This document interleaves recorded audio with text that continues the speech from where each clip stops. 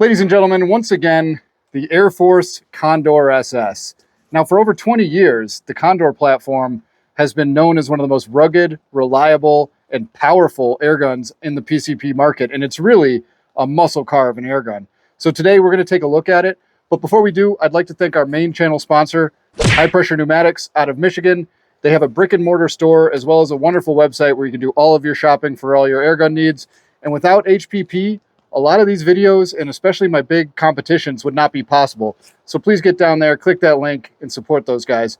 So with that said, we're going to get down there and take a look at this gun. We'll shoot at 50 and 100 yards.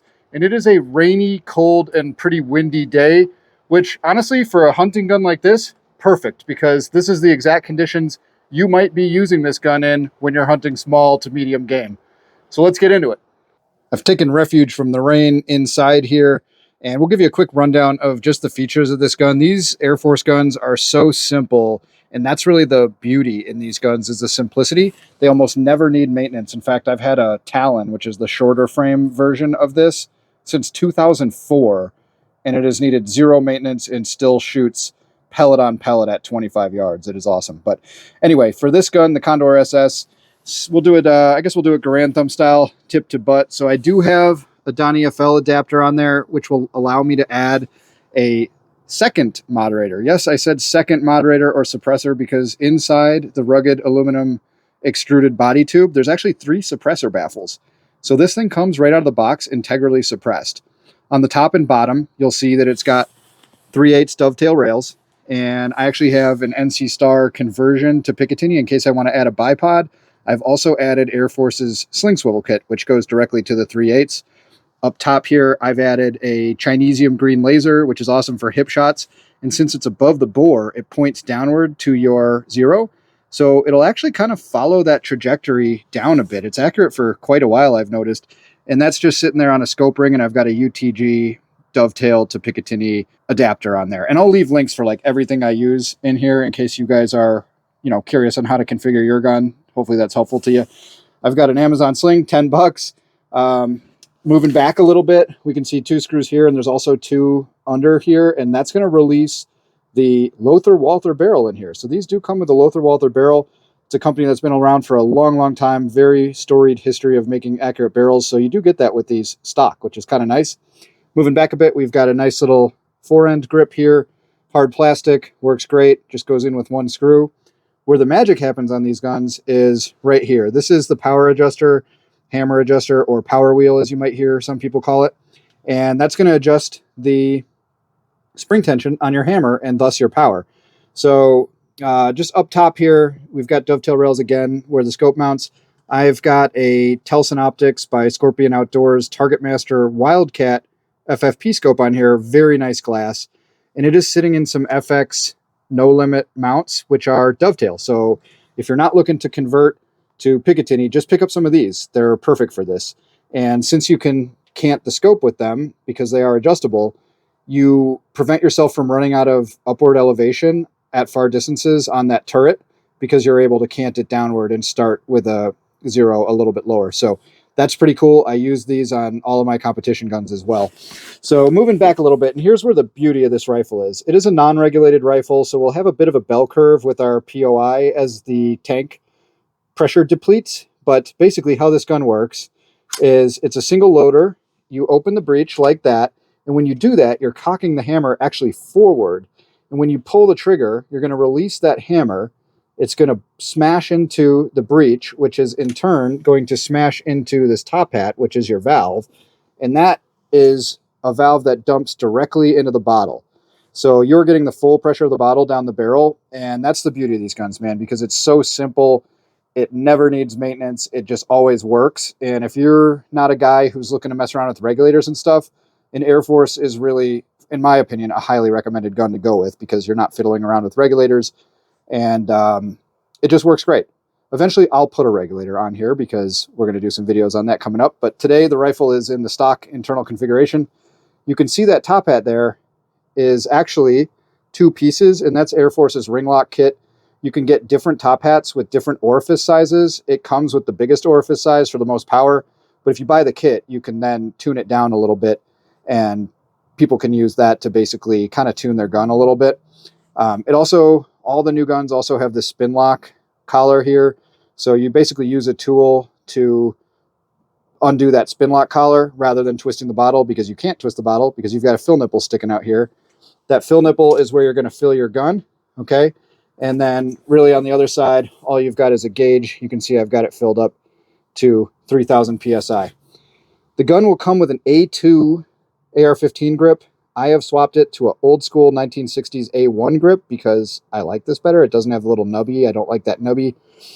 Tank is a 200 bar, 3000 PSI tank, 500 cc's. The old ones were 490 and had a flat back. This has a rounded back, so I guess you gain 10 cc's. Got a nice little neoprene cover for your cheek to not be against cold metal. And then we've got a stock that is attached directly to the bottle, and it is pre-drilled for the Airforce sling swivel kit. And you do get a little bit of rubber padding on the back. So that's kind of the overview. Now let's get out there and we'll do some shooting with it. All right, folks, welcome to the Heated Shooting Shack, brought to you by Vevor. We're going to go ahead and shoot this thing. I've got my target at 50 yards. And a couple things before we get started. Number one, weather conditions. It is raining and gusting winds up to like maybe 25 miles an hour. You'll probably see some wind on the walls of my tent here. It's about 43 degrees. Last week it was in the 20s, so with that increase in temperature, we're getting some winds. For me, I like doing testing in that because this is a hunting gun and you're probably going to be using it in winds and whatever. So that's number one. Number two, I have done no ammo selection for this gun, and I'll get into the reasoning for that in a minute. But basically what I did was went and grabbed the absolute heaviest slugs I have and tried to make max power. And when I was messing around with this the other day, I did have it up to about 84 foot-pounds. I've cranked my power wheel down just a little bit to like between 9 and 10. It goes all the way up to 13, but at that point, you're kind of shooting a lot of gas out the end of the gun and you're not making it very efficient, so you get less shot count. So I've got it, I think, at a pretty good power level.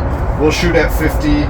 But the reason why I haven't really done a lot of ammo selection, as most of you guys know, you buy a new airgun, you're going to have to shoot a variety of different pellets or slugs to find out what that particular gun likes. So I don't really know what this gun likes. I'm just trying to make big power with these heavy slugs. And the reason is I'm going to eventually be taking the stock bottle off of this tank. I'm going to put a 300 bar bottle on it, and I'm going to put a Cuban regulator on this gun, and I'm going to try to get it to shoot pellets, like 34 grain pellets at about 60 or so foot-pounds.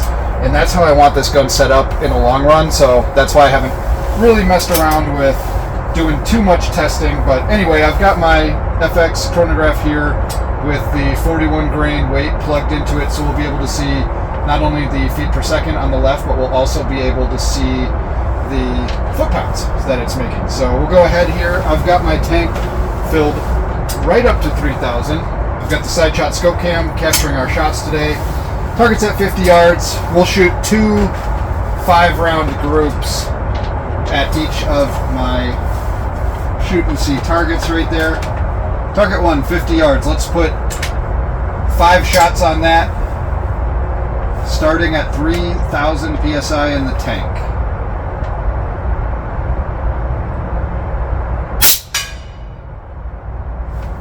So that was 938 FPS, so that is 80.2 foot-pounds, which would absolutely clobber a squirrel or a chipmunk or a gopher, and would be very ethical still on even up to coyote size prey. So that is cool, tons of power. That's what I kind of wanted to. Now these barrels are choked, so they are, in my opinion, a pellet barrel. They can shoot slugs, so let's just see how it does with these slugs. And eventually we'll see how it does with pellets in a new video.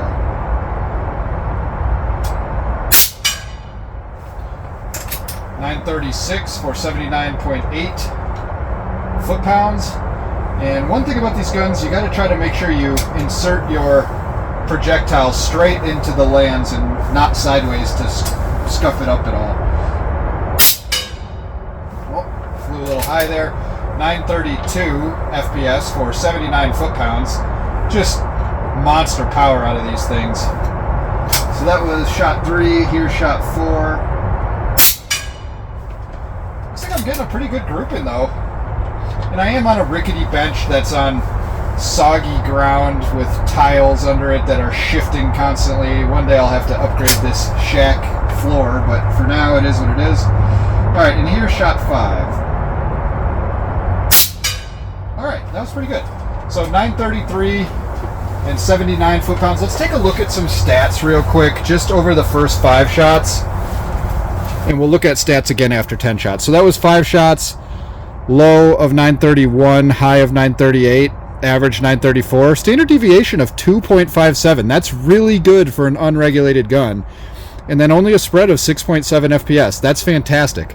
We'll shoot 5 more at the below target before we take it out to 100 yards. And so far, I mean, I think that's pretty good. It's definitely shooting pretty accurately at 50 yards with heavy slugs, which I kind of honestly didn't expect it to do that well. So we'll keep going here, and we'll see that pressure, as the pressure goes down the bottle, I'm going to start losing some velocity here, and that'll probably obviously affect my point of impact. So let me try to square up on this guy here.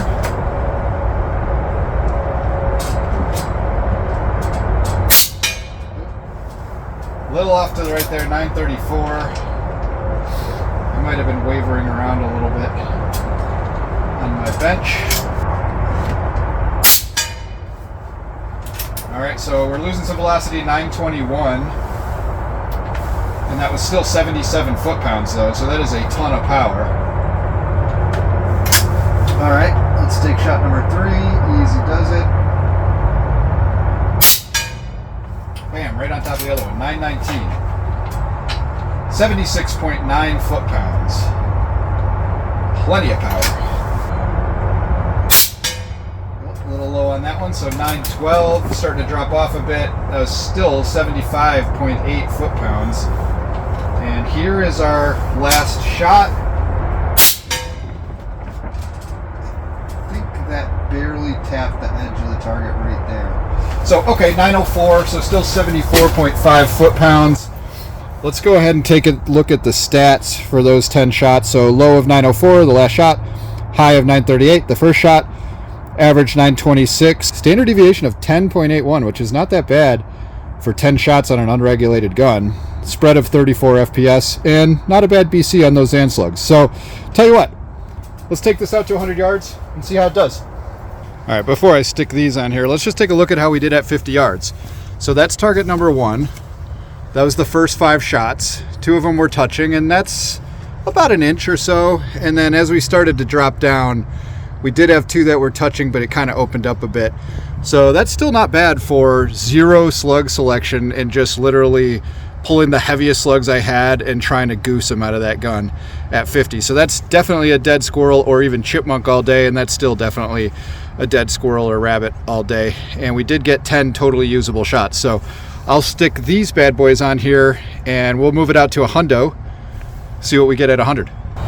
All right, I've got my target down there at 100 yards, and the wind is pretty fierce down there. We are going to trust my ballistic app, which told me to dial 2.4 milliradians on this scope based off of the information we collected from the FX chronograph. So let's go ahead and just get started here, and let's see what we can do in this wind and rain with these randomly selected heaviest slugs I had.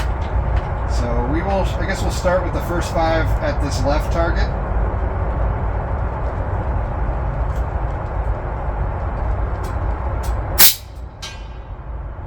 That did not hit the target at all.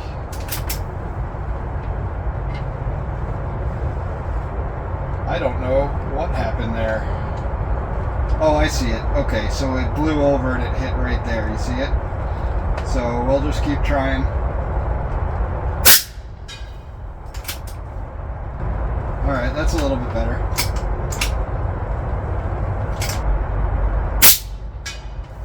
Alright, 936 for 79.8 foot-pounds. Alright, here we go.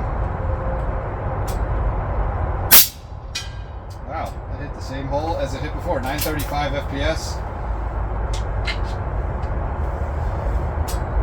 And I believe this is the last shot on that target.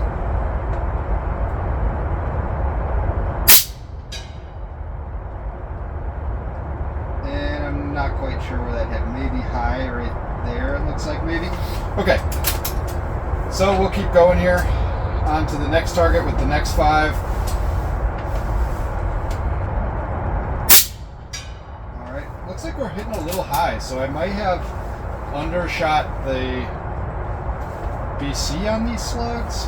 Either way, we're on target, so that's good. Let's just see how she groups.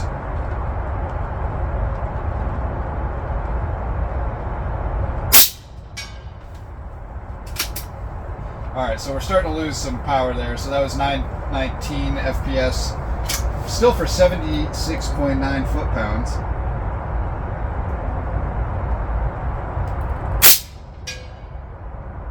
Okay, so that hit high right there. 913. Looks like we're getting kind of squirrely as we lose some power here.